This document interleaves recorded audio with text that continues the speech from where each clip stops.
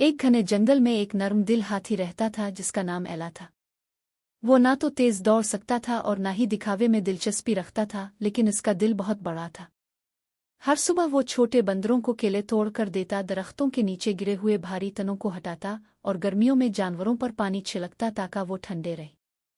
इसी जंगल में एक रंग बरनिगा मोर पावो रहता था। इसके पर नीले, सब्ज और सुनहरी रंग में चमकते थे। वो दिन भर तालाब के पास बैठकर अपने आप को देखता और खूबसूरत पंखों की नुमाइश करता। एक दिन जंगल में जंगल मनाने का ऐलान हुआ। सब जानवर बहुत खुश हुए। पावो अक्कड़ कर बोला, जाहिर है मैं ही सबका मिर्ज़-निगाह बनूंगा। मेरी रक़्स सब देखना चाहते हैं। एला ने मुस्करा कर कहा, मैं खानी खैमे लगाने और सबकी मदद करने के लिए तैयार हूँ। पावो ने नाक चढ़ाते हुए कहा, मदद से ज्यादा अहम खूबसूरती होती है। जश्न का दिन आया।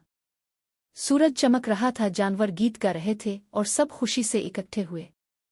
जैसे ही पावो स्टेज पर आया कि अचानक बादल गरजने लगे, बारिश बरसने लगी, खैमे अलिफाड़ गए, सजावट बखर गई और सब जानवर भागने लगे।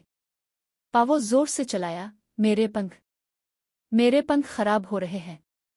लेकिन एला ने हिम्मत ना हारी। वो दौड़ी, एक बड़ा पता लेकर बच्चों को बारिश से बचाया, गिरे खैमे दोबारा खड़े किए और सबके लिए कीचड़ की फिसलन बना दी जिस पर बच्चे खुशी से खेलने लगे। जब बारिश रुक गई तो जंगल बिखरा हुआ था, मगर सब जानवर मुस्कुरा रहे थे क्योंकि वो महफूज थे। तब सब ने तालियां बजाकर कहा, एला ही जश्न की असल हीरो है।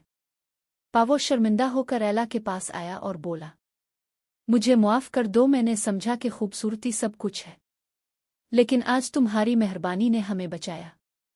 एला ने मुस्करा कर कहा, खूबसूरती तो वक्त के साथ खत्म हो जाती है, मगर मेहरबानी हमेशा दिलों में रहती है। इखलाकी सबक, मेहरबानी खूबसूरती से ज्यादा कीमती है।